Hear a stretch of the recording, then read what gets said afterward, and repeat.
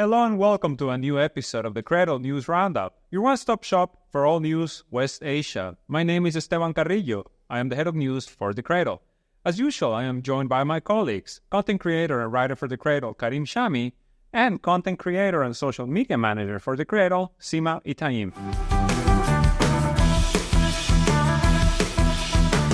So as we record this, it's day 206 since Operation Al-Aqsa flood and the start of the Israeli genocide in Gaza, with about 35,000 people killed, thousands more missing. And over the past several weeks, we have been discussing something that is the imminent invasion of Rafah by the Israeli army, something that Israeli planners have repeatedly said is the only way they can achieve victory, is the only way they can defeat Hamas. It's the only way they can put a stop to the atrocities that they have been committing for the past more than 6 months. But then suddenly, over the past couple of days, there's a big turnaround in Israel, a big 180 turn. And they apparently are backing down from this rough offensive, allegedly under U.S. pressure. And also at the same time, there's this big diplomatic push to revive the talks in Cairo for a ceasefire deal, with reports saying that Israel has proposed a willingness to discuss a restoration of sustainable calm, whatever that means, in Gaza, and that officials in Cairo are finally have a few days ago they finally got the okay to discuss terms before they couldn't, and now they've reduced the number of captives that they want released. Initially, they were asking for 40. Now they're saying less than 40. And at the same time, you have U.S. officials saying Hamas has, essentially the big of a life.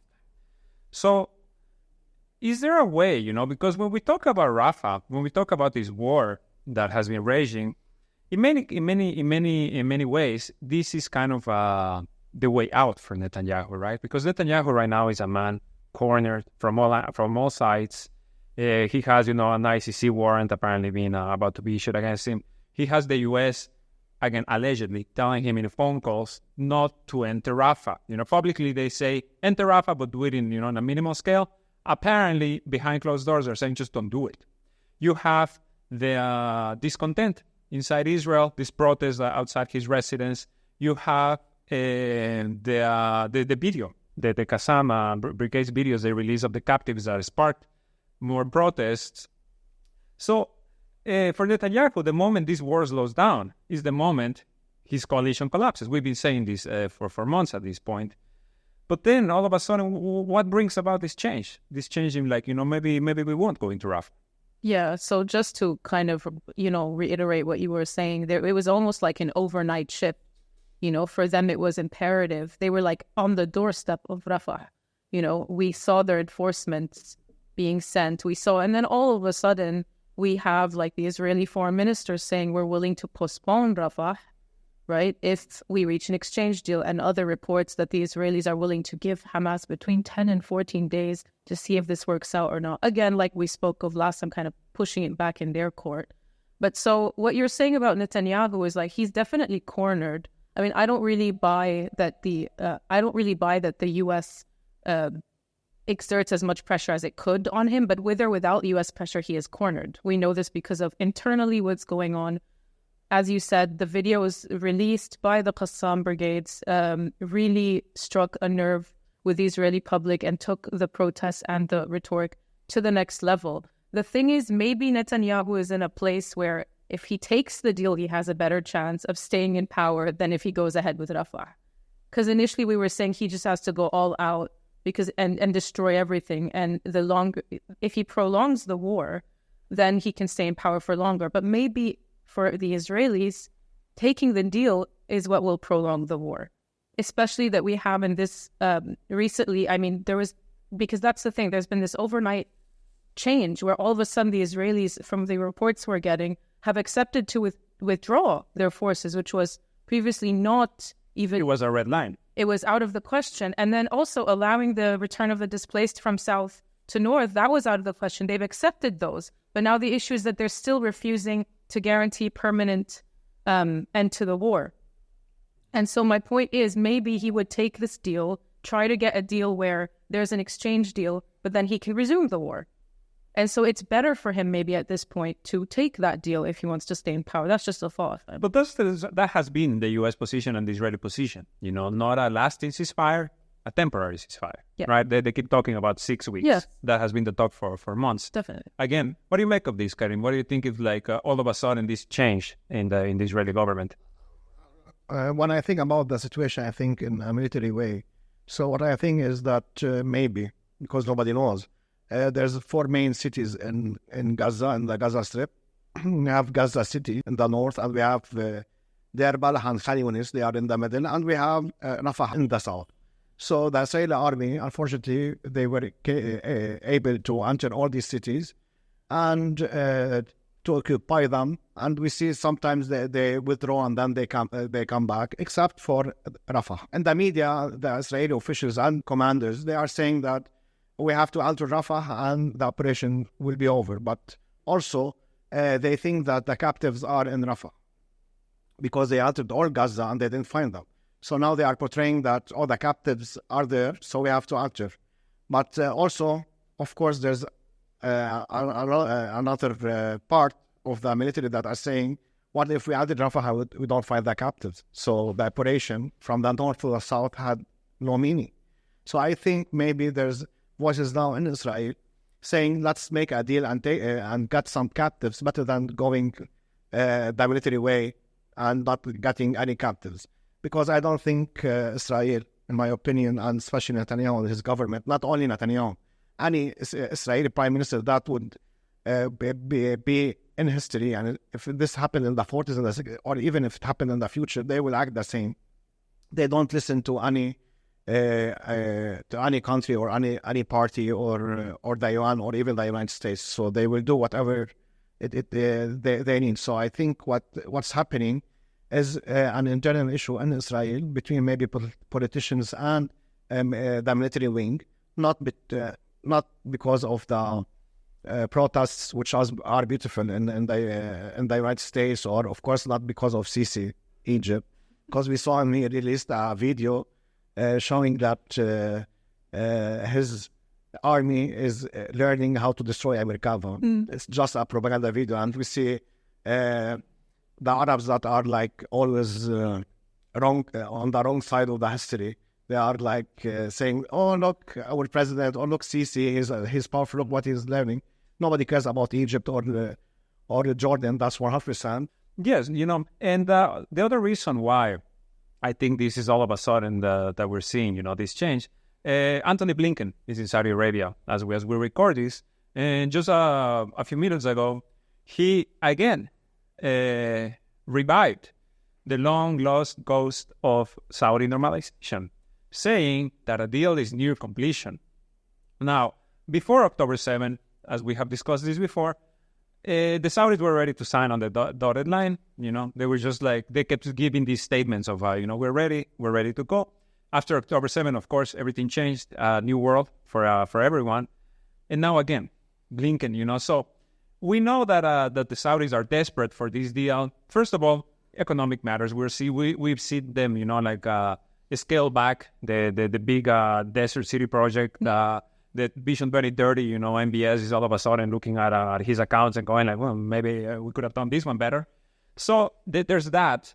And then there's also what the U.S. is offering, because the U.S. is offering Saudi Arabia a deal that is exactly like the one, that Japan or South Korea has in terms of defense, help with a civilian nuclear program.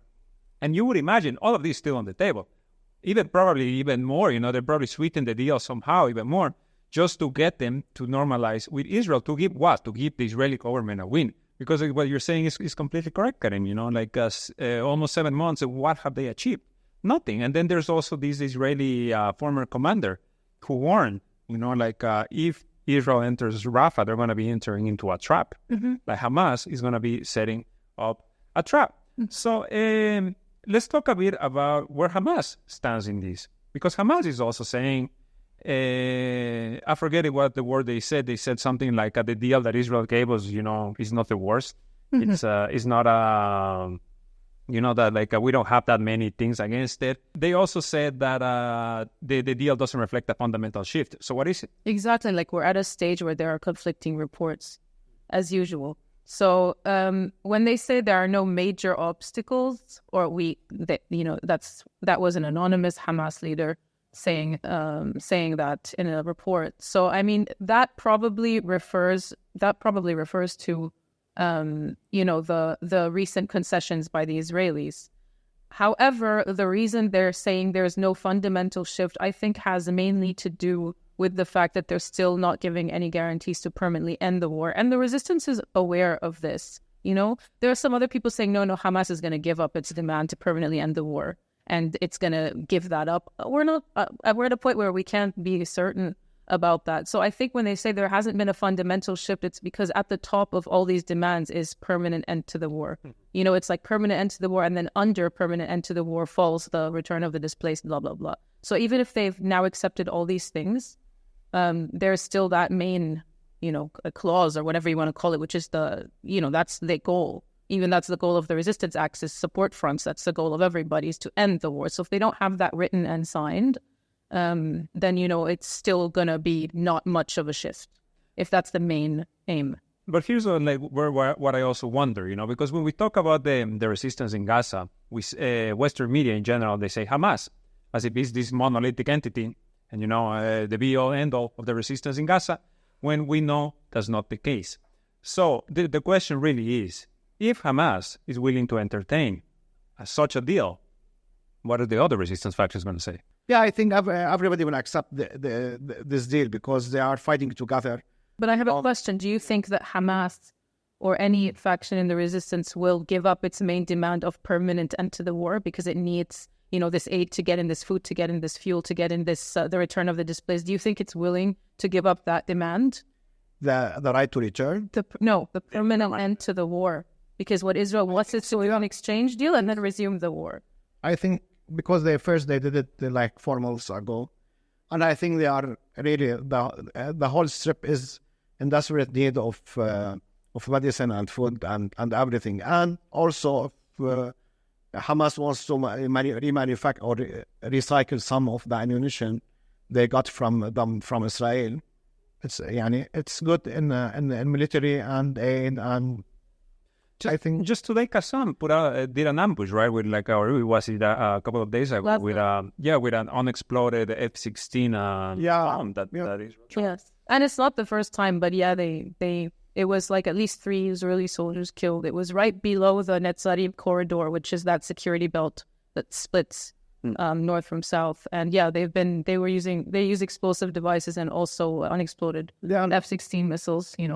So this renewed push for a ceasefire, Israel's sudden turnaround, I mentioned it earlier, they come on the heels of this report that the International Criminal Court is looking to issue an arrest warrant against Benjamin Netanyahu and possibly Yoav Gallant, the defense minister.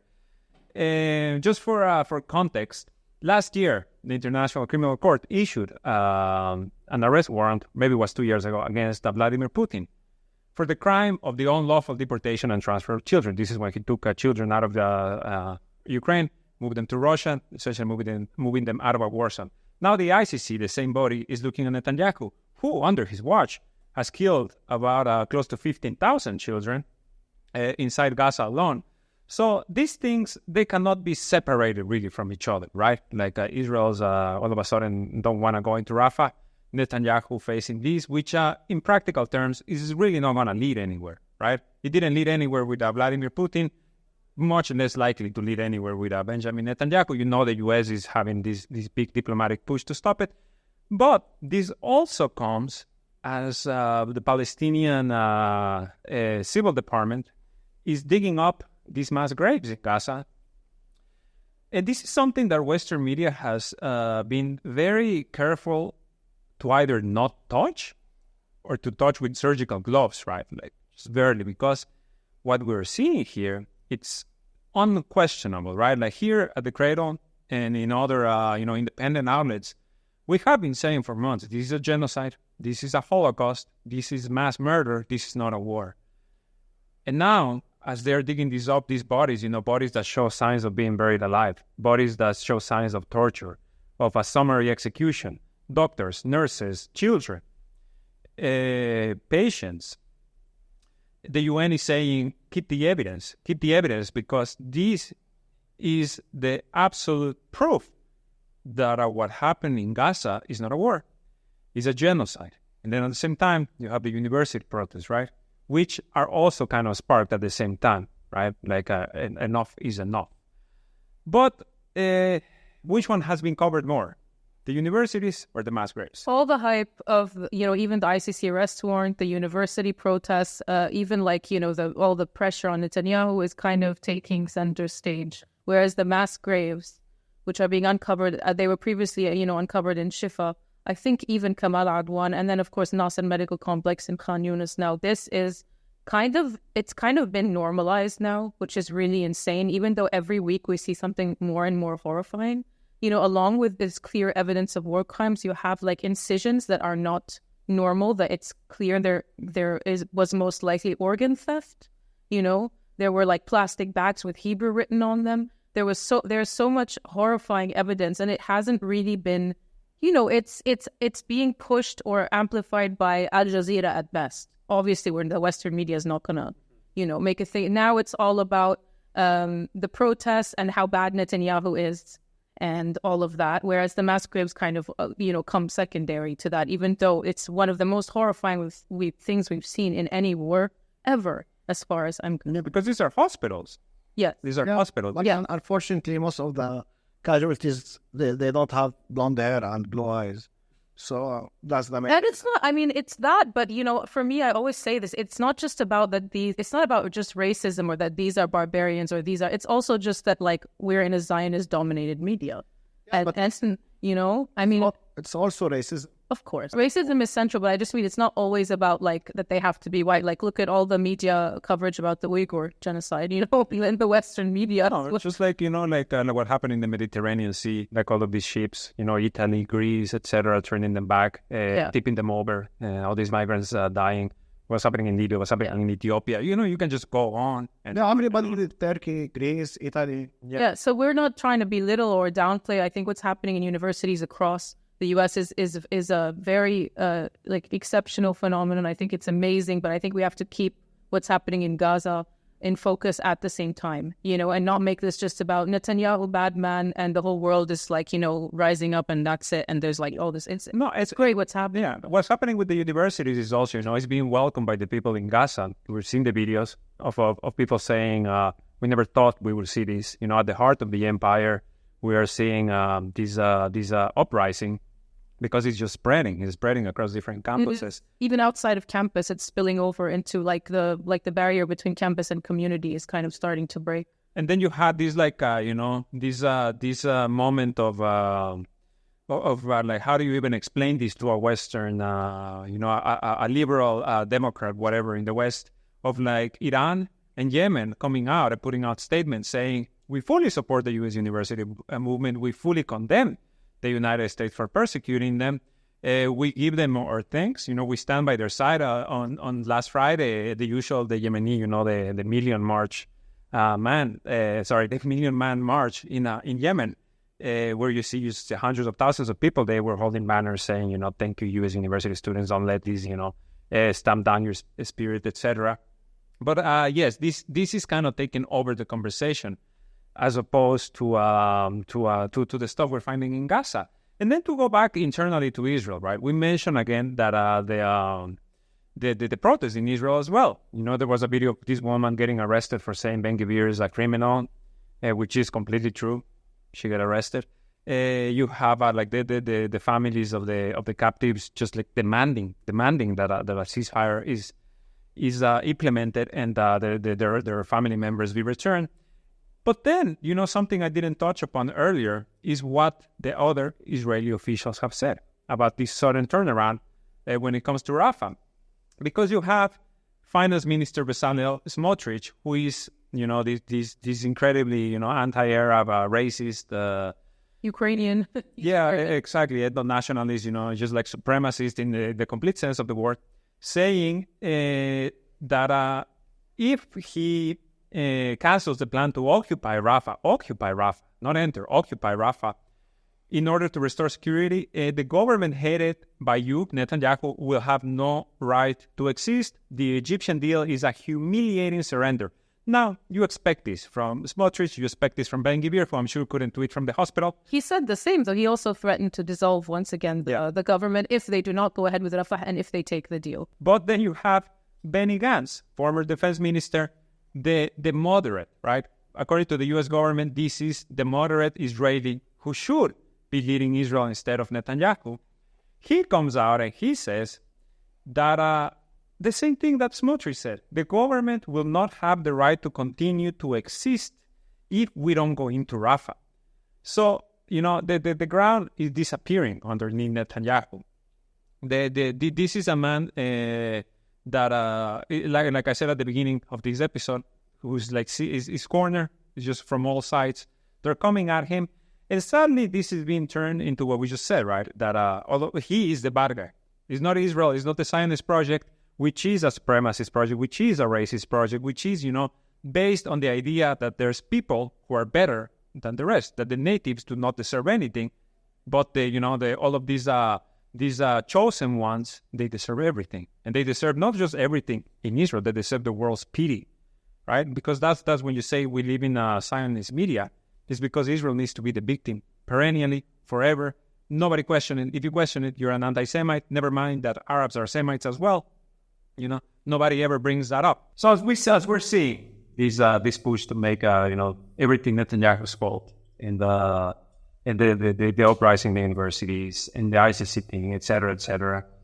And we have also been seeing a lot of talk about what is described as a two-state solution, right? We've seen it in the West. The U.S. is talking about it. Turkey is talking about it. Saudi Arabia is talking about it. The Palestinian Authority, is always willing to accept that in terms that they're getting. But the real question here is, what does it even mean? What does a two-state solution mean? And is it even feasible? I think we know by now that a two-state solution, I call it the two-state delusion. But even, for example, Thomas Friedman, who writes for New York Times and others, he's a big Zionist. He described the two-state solution as a shared fiction. I don't think it's feasible. I don't think anybody really believes it's feasible. And that is why I think that this is just used as it's empty talk. And it's used kind of as diplomacy. Because, two-state solution, requires, right, that a Palestinian state on the pre-1967 border. Okay, so Gaza, the West Bank, East Jerusalem as its capital. Now, how on earth would Israel accept, to withdraw its settlers from the West Bank? And let's not forget that also pre-1967 borders includes the Golan Heights, the Syrian-occupied Golan Heights. Now, I think Israel would rather nuke itself than withdraw from the Golan Heights. Some people would disagree with me, but I don't even think that they would accept to withdraw from the West Bank, let alone the Golan Heights. With West Bank, they're Judea and Samaria. It's like a part of, Israel, or East Jerusalem, where they get so much, profit from tourism. Israel, as we know it, will collapse. I think it will cease to exist if a Palestinian state is hypothetically implemented. I just don't think that it's ever been on the table. We saw this in Oslo and the failure of Oslo. If it was possible, it would have already happened. We have to know that Zionism on the side has an expansionist ideology. They want to take part of Egypt and they want to extend more into Syria, or to Lebanon, and to Jordan, and all the way to Iraq. The greater Israel. It's like, for that and their ideology, they didn't even reach that peak. How can we withdraw? So I think, yes, the question of Israel is the clearest one. The answer, whether they will accept it is no. They look, the moderates in the Israeli war cabinet, the moderates, are not even accepting not entering Rafah and mass murdering more Palestinians. Imagine, being told you need to, evict all of these settlers out of the West Bank. You need to all of a sudden accept that East Jerusalem is not your capital. Remember, the U.S. and a handful of other, subservient countries recognize East Jerusalem as the Israeli capital. So what, they're going to walk it back? No, it's not going to happen. I just want to make something clear is, let's say in the event that some moderate Israelis accepted to negotiate the two-state solution, or even Netanyahu, who I think at some point in 2012 was negotiating the two-state solution, means that anyway, even if they accepted, how would this be implemented? Civil war would break out. So even in the best case scenario that they accept to negotiate, even if they accept to negotiate, we know the negotiations are going to go on endlessly and be open-ended and not lead anywhere. And how are they going to implement it again? So even if they accept, which I don't, there are some people, in the office who would disagree with me on this. They think, no, they're going to have to accept whether they like it or not, and they will start negotiating it. I disagree. I think that even if they accept it, which I don't believe, it's not implementable. I think, the more, where the biggest question mark lays is where will the Palestinians will to accept, right? Because, as I said, the Palestinian Authority, they're essentially a non-entity when it comes to these matters. They would accept anything Israel and the U.S. tell them to do. They would do it. They have shown that to be the case many, many times. Hamas, we didn't bring this up earlier. A few days ago, the Chinese Foreign Ministry announced that they will be hosting Palestinian unity talks between Hamas and Fatah, the party behind the Palestinian Authority, the rules that was back. There's been no news from this meeting.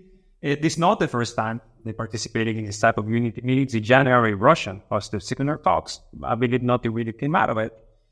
But Hamas has also been saying, a Hamas official, his name escapes me, last week he said that the group would be winning, the armed wing of Hamas would be winning to, it was reported as lay down his arms. It doesn't really what he said, but he said that the armed wing would be willing to be folded into Palestinian National Army under a unified Palestinian sovereign government led by Hamas, led by Fatah, and the other Palestinian groups. So you have Hamas kind of like at this point being, like I said earlier, like this monolithic entity that represents everything, that is in the West, everything that's wrong with the world. Over here, just like the Palestinian resistance in general, when it's not the case. The Palestinian resistance is made up of a plurality of groups, of factions, of perspectives. If Hamas were to say, okay, we'll accept, to play ball with Fatah, become part of government, which again is something that Israel will never accept. They want to destroy Hamas. What are the other factions going to say? Okay, can I just break this down in the current context of everything we've been talking to just backtrack a bit? So we know that this is like Qatar kind of took a backseat and Turkey's kind of taken Hamas under its wing once again. We have Erdogan coming out and comparing Hamas to the struggle for the war of Turkish independence. And, Erdogan wants the two-state solution. The U.S. wants the two-state solution. All the Zionist Gulf countries want the two-state solution, or say they want it, right? Because that will, ensure their integration of Israel into the region. And, if it's what is required, the calm in the region that's required for this economic project to prosper and move forward. But anyway, what I'm trying to say is, so there was like misreporting about Khalil Hayya, who said we're willing to lay down our arms. But it's important to remember that this is not new. In Hamas's 2017 charter, they also say that although they are for liberation from the river to the sea, in that same paragraph, they say that we accept 67 borders as a consensus.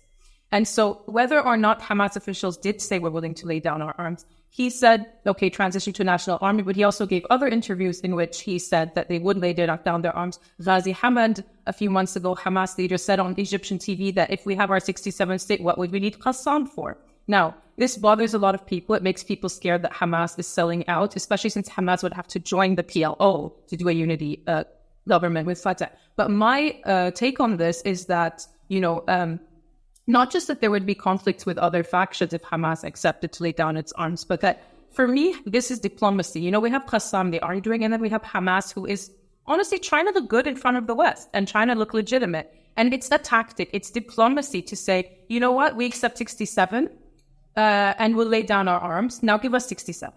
And it's putting the ball in Israel's court, right? So now give us 67. I think Hamas knows that 67 will never happen. And that is why Hamas is comfortable with saying they're willing to, just accept a two-state solution. Some people would disagree with me. That is really how I see it. So I see it as diplomacy. And I see that it's a confidence. They are confident that this will not work out. Not everyone's pushing for it, but, I don't think we should be too worried because we can't jump to conclusions yet about that. But let's say they did accept, right, to lay down their arms and they accepted two-state solution to happen, there would be a lot of conflict between the Palestinian factions. There's the Palestinian Islamic Jihad, who's more aligned with Iran and Hezbollah, whereas Hamas is more Muslim Brotherhood ideology. You have the Mujahideen movement, you have the PFLP, you have the DFLP, you have all these movements, all these political perspectives that, yes, they're unified for the most part, but there will be, even between the political Hamas and the military Hamas, there will be a lot of problems if this materializes as, okay, now if you give up your arms, we're going to have our state, the imaginary state. That's never going to happen. But so it's really not easy, not just because we said Israel's not willing, but even on the Palestinian side, it's not going to be like, okay, we accept, now let's do it. It's like there's going to be a lot of, inter-Palestinian strife over this. The Qassam Brigades is like a separate entity. It's not the political Hamas. It's Qassam who did October 7, not the political Hamas. It's very important. Karim, before we end for this week, I just want to ask you, do you think that we can see China and Russia, who are kind of, in terms of, diplomacy, the region? Last year we saw China broker this Saudi deal, and that was, historic. Do you see them having any possibility of maybe untangling this web on a way forward? No, I don't think so. Russia and China, they have zero way in the Palestinian conflict, especially China. China is a new country.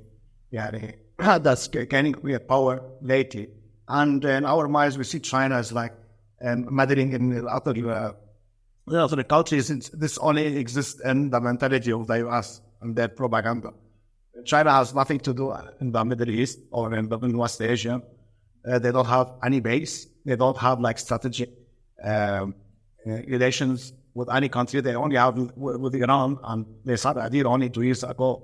Historically, they have zero presence in the region.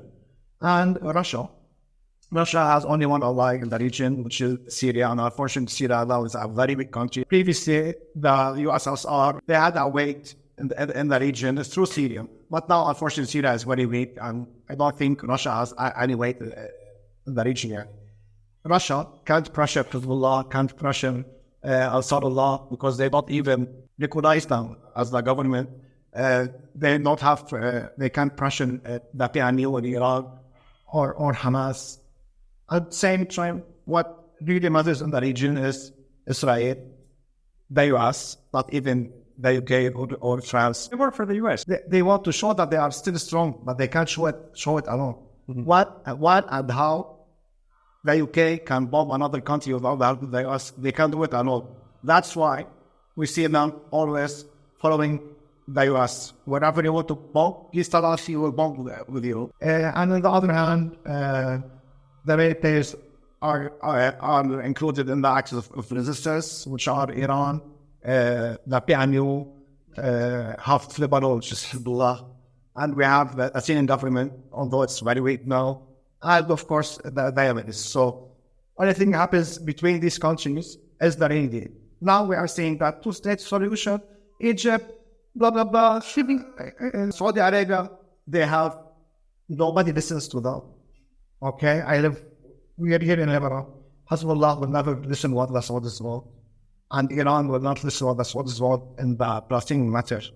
And Egypt and Jordan, since I was a baby, I know their role in the region. And we know their role, but maybe today or the last month, people say, oh, how Jordan did that.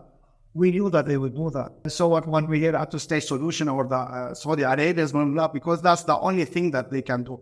They know they can't do anything for the Palestinians. They know that they can't pressure Dawas, Israel.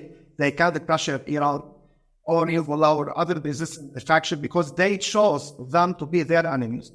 Okay? And they are there to please their masters, which are the West. It was the UK, and then it was the United States. And now, forget about the UK and the United States. It's Israel that they are directly with Israel now. So I think this is the perfect spot to leave off for this week. Thank you so much for joining us. Please make sure to leave a like, to subscribe, to share this video. You can follow us on X, on Telegram, on Instagram. If you're feeling generous, please leave a donation on our Patreon, and you will find links to the articles we discussed this week in the description below. For the Cradle News Roundup, my name is Esteban Carrillo. I have been joined by Karim Shami and Simat Itaim.